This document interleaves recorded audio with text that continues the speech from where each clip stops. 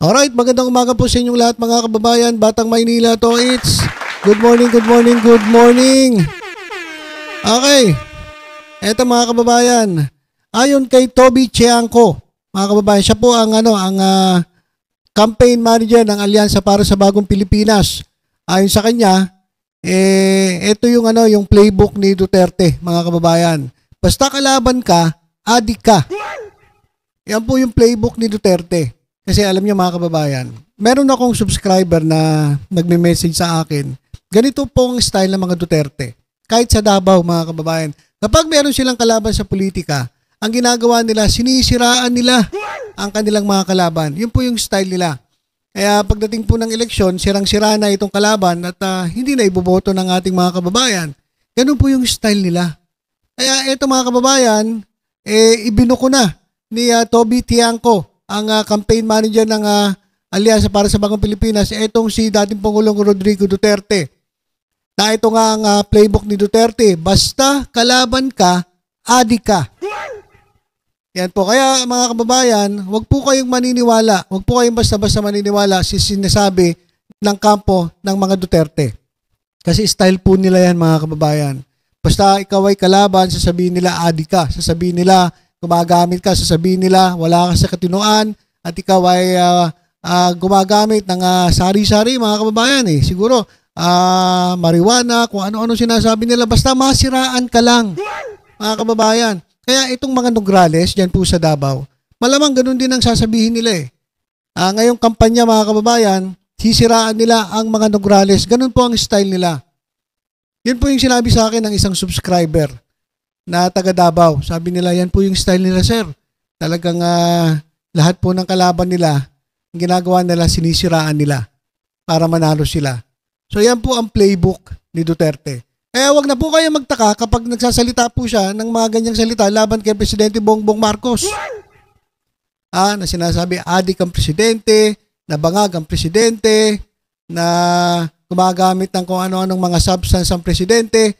Yan po ay playbook ni Duterte. Yan po ang ginagamit nila para manalo sila sa eleksyon. Yan po ang ginagamit nila para masira ang kredibilidad ng kalaban at manalo sila sa eleksyon. Yan po yun. Hindi po sila nagsasalita at inilalabas ang kanilang plataforma. Ang style po ng mga DDS, naninira sila.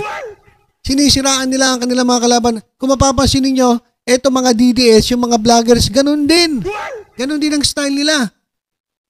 Ad hominem, mga kababayan, kung mapapansin ninyo, ad hominem. Hindi po sa issue sila bumabase. Ang ginagawa nila, sinisiraan nila yung ibang mga vloggers. Personal ang banat nila. Yun po ang style nila ng mga DDS.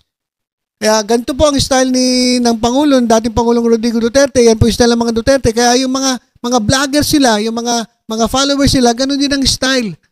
Pawang paninira sa kanilang mga kalaban. Kaya wag na po tayo magtaka. Sapagkat kapag kinalaban mo ang Duterte, antayin mo na lang, sisiraan at sisiraan ka. At abangan mo, sasabihin, adik ka. Sabihin, gumagamit ka ng kung ano-anong mga substance. Yan po ang style nila mga kababayan. Kaya mga kababayan, wag na po tayo magtaka. Ganyan po talaga ang style nila. Kapag kalaban ka, adik ka. Kapag kakampi ka, mabait ka. Kapag kakampi ka, matalino ka, magaling ka, makajos ka, walang hiya yan. Ganun ang style nila mga kababayan. Kapag kakampi ka nila, talagang ikaw ay para sa bayan. Ikaw ay naglilingkod ng matino sa bayan kapag kakampi ka nila. Pero pag kalaban ka nila, adik ka. Ayan po yung style ng mga Duterte. Maging ang style ng mga taga-suporta ng Duterte, maging ang mga vloggers ng mga Duterte. Kung mapapansin ninyo, talagang ang banat nila hindi issue. Ang pinag-uusapan kapag sila yung nagbablog, puro paninira sa personalidad ng mga kalaban nilang mga vloggers. Yun po yung style nila. Tingnan nyo si Jay Guevara, tingnan nyo si Banat Bay, tingnan nyo si Dada, tingnan nyo si Burateros, tingnan nyo si Jaculeros. Lahat po ng style nila ay puro paninira. Yan po ang kanilang playbook. Hindi po sila tumitingin doon sa issue. Hindi po nila pagtatanggol ang kanilang sarili, magbibigay ng kanilang pananaw sa isang issue. ang gagawin nila, sisiraan ka. Kapag kumontra ka, yari ka. Kapag kalaban ka, adik ka. Yan po, totoo po yung sinasabi ni Toby Chanco, itong campaign manager ng Alyansa para sa Bagong Pilipinas. Kaya huwag kayong magtaka. Nasa darating na mga ilang araw mga kababayan, ito pong panahon ng eleksyon, maririnig po natin sa kampo ng mga Duterte, yung kanilang mga vloggers ay pawang mga paninira. Huwag na po tayo magtaka mga kababayan. Hindi po sila issue-based. Sila po ay karamihan ad hominem at talagang sisiraan ang iyong personalidad. Doon sila, ganun ang style nila mga kababayan. Kaya at tayo expected na natin yan. Pagdating ng mga araw, ay kapag kinalaban natin ang mga kampo nila, sasabihin nila, adik din tayo. Marami na nga tayo nakikita mga comment na ganyan eh. Adik ka ba, sir? Pinagtatanggol mo mga adik? Drug lord ka ba, sir? Ganyan sinasabi nila. Yan po ang kanilang playbook. Kaya mga kababayan, huwag po tayong basta-basta maniniwala sa mga sinasabi nila. Mas maganda pag-usapan natin yung issue. Kung may issue, pag-usapan, sabihin nyo yung side nyo, sasabihin namin yung side namin, ganun. Hindi yung, pag sinabi namin yung side namin sa issue, ang gagawin niyo sisiraan nyo yung tao. Ayan po ang style ng mga Duterte na alam namin na ginagawa nyo rin kasi nga kayo ay mga DDS, taga-suporta ng mga Duterte. Ayan mga kababayan, ayon mismo sa campaign manager ng Alyansa para sa Bagong Pilipinas. Kaya wag na po tayo magtaka na puro paninira ang tatanggapin natin.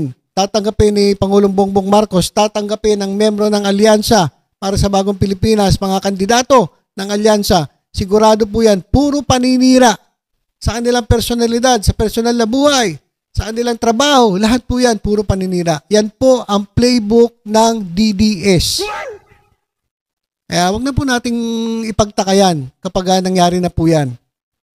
Okay, so ito pa mga kababayan, pag-usapan na rin natin. Etong Netizens Crime Watch. Nako, pinaaksyonan ang nakabinbing kaso sa ombudsman ni dating Manila Mayor Isko Moreno.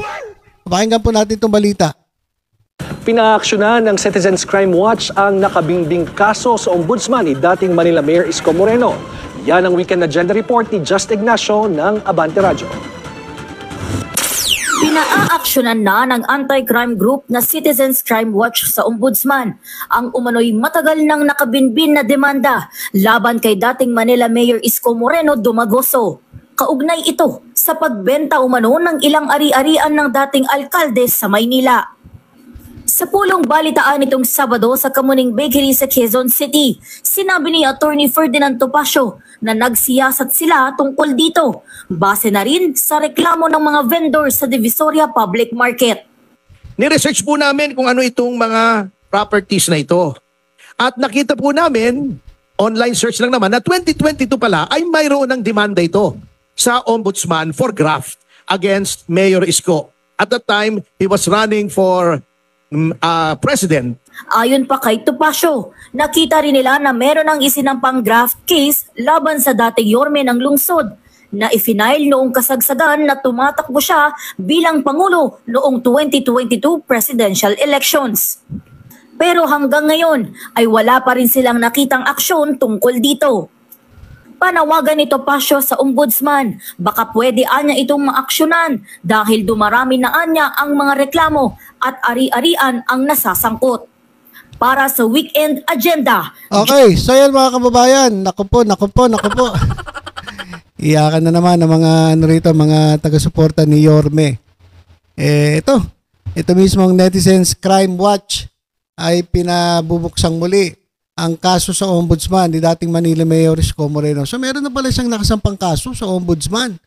At yon ay tungkol sa mga naibenta niyang mga ari-arian ng Maynila. Kasi sabi ng mga iba, kaya naman ibinenta para din naman sa Maynila. Pero bakit ganun? Ba't may reklamo? Bakit may kaso? So ibig sabihin, kapag may kaso, merong nangyaring anomalya. Diba? Hindi naman basta-basta magkakaso kung walang nakitang anomalya . So, ayan mga kababayan, dapat sagutin ni Yorme Isko Moreno yan pong kaso na nakabinbin dyan po sa ombudsman.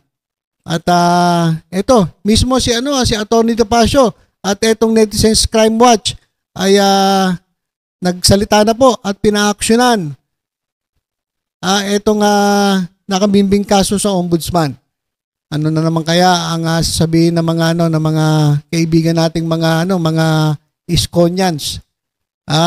Kasi sa totoo lang mga kababayan, marami na ring mga vloggers, lalo na mga BBM vloggers ang nasisilip na itong ginawa ni Yorme Isko Moreno nung panahon ng pandemya, na kung saan siya pa ang mayor ng Maynila, and ang dami po niyang ibinentang mga properties dyan po sa lungsod ng Maynila. At bagamat nakapagbenta siya, bilyones po ang naging total amount ng mga naibenta, sa kabila po nun, nagkaroon pa rin ng malaking utang ang lungsod ng Maynila.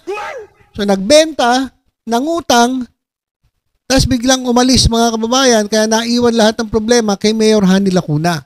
Nabuti na lang sa sipag at tiyaga at sa magaling na pamumuno dyan po sa lungsod ng Maynila, ay naihaw ni Mayor Hanny Lacuna ang lungsod ng Maynila. At biruin niyo mga kababayan, sa kabila ng baon sa utang ng Maynila, nagkaroon pa po sila for the first time in history ng Maynila, nagkaroon po sila ng award, Good Governance Award mga kababayan. So ibig sabihin lang, magaling po mamuno itong si Mayor Hanny Lacuna. Hindi lang po kasi ito papugian mga kababayan Kailangan magaling ka. Hindi yung pagagandahin mo Maynila pero yung ginagamit mo wala, panay utang. Ibig sabihin, hindi ka marunong mag-budget. Hindi ka tulad ni Mayor Hanny Lacuna na maraming kumukontra, maraming sumisira sa kanya, pero ang totoo mga kababayan, ginagawa niya lahat para mapaglingkuran ang mga Manileño, ang mga batang Maynila, at dahil nga sa sipang niya at sa galing ng pagbabudget mga kababayan, yun, nakakuha nila yung award para po sa good governance. Yung good governance award mga kababayan, hindi po yan pagandahan ng lugar. hindi po yan pagandahan ng isang lugar diyan. Ang tinitingnan po diyan ng award-winning ng award body ay paano mo pinangangalagaan ang iyong lungsod. Meron bang utang ang lungsod? Paano mo binabudget ang pera ng lungsod? Ano ang mga inuuna mo? Ano ang mga priorities mo? Inuuna mo ba ang mga batang Maynila kaysa doon sa pagpapaganda ng Maynila na ang ginawa naman ay nangutang ka ng nangutang? So yun po ang tinitingnan ng mga award-giving bodies. Kaya naman po, congratulations kay Mayor Hanny Lacuna sa kabila nung kagipitan mga kababayan dahil baw sila sa utang. Biruin niyo mga kababayan na babilang ang Maynila sa pinaka maganda ang pagkakagobyerno ng mga lungsod dyan po sa National Capital Region. Okay. So ilan po mga kababayan, muli itong si Chanko ay ibinuko ang style ng mga Duterte. Kapag kalaban ka ng Duterte, adik ka. Kaya malamang tayo, baka minsan isang araw, marinig na lang natin, sabihin ng mga followers na adik tayo. Sige, subukan natin, try natin. Sabay-sabay tayo magpa-drug test para magkaalaman. Di ba? At dito naman mga kababayan, sa kaso ni Isko Moreno, pinabubuksan po ang nakaminbing kaso niya sa ombudsman. Pinaaksyon na ng Netizens Crime Watch at ni Atty. Topacio itong kaso ni Yorme. At panahon pa naman ng eleksyon. Tingnan natin kung ano po ang mangyayari dito po sa paggalaw ng Netizens Crime Watch laban kay Yorme Isko Moreno. Okay, so yun lang po muna mga kababayan. Basta tutok lang po dito sa Batang Maynila to sa iba pang updates. Ingat po tayong lahat. God bless po.